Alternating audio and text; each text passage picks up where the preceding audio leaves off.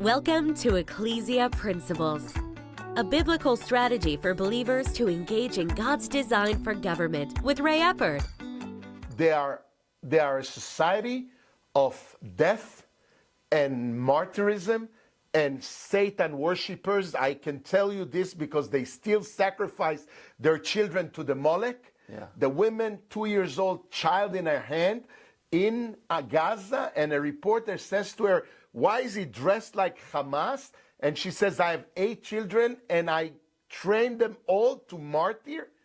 That's your children? You're a mother? This is so crazy. And Israel could finish this war on October 8th. Yeah.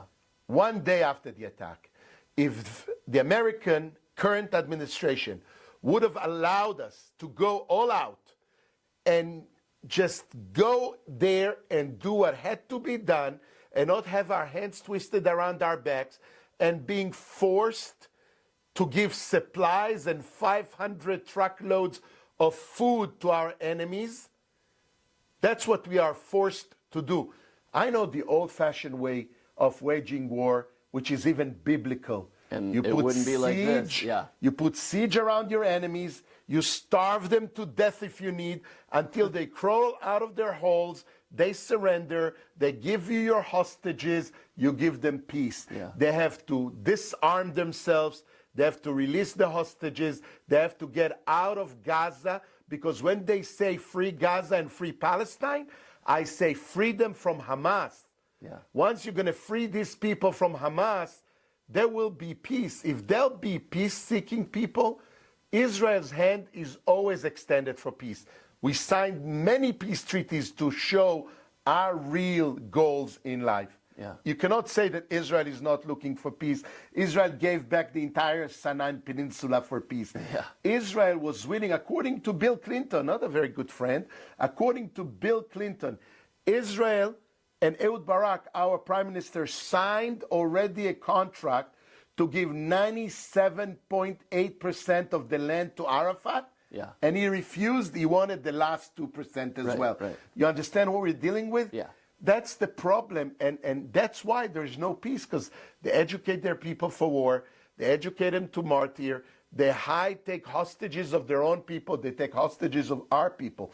But if Israel was able, by this even, I mean, I didn't see the Allies feeding Nazi Germany or taking any precautions before they bombed the hell out of Dresden, excuse my French. They don't, but Israel is expected to do all that. Yeah. It's not fair. Yeah. When you had an attack on your land, you know what?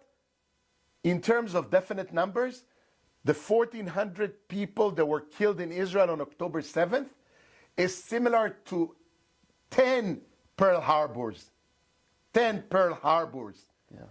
And you finished the war with doing what needed to be done. No criticism. Yeah, And Israel has the same abilities, but we're not doing this. Yeah. But even another type of war, to go all out, we need to give and be accountant.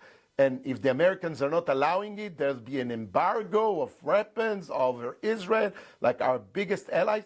What do you think that your other allies thinks in the Middle East? What do you think Saudi Arabia and the Gulf countries and other nations? Look at Turkey. Turkey is a member of NATO who was trusting the Americans. Incirlik is the biggest Air Force base in Turkey. They already turned their back on you. Yeah. They're already in bed with Iran, Russia, and China.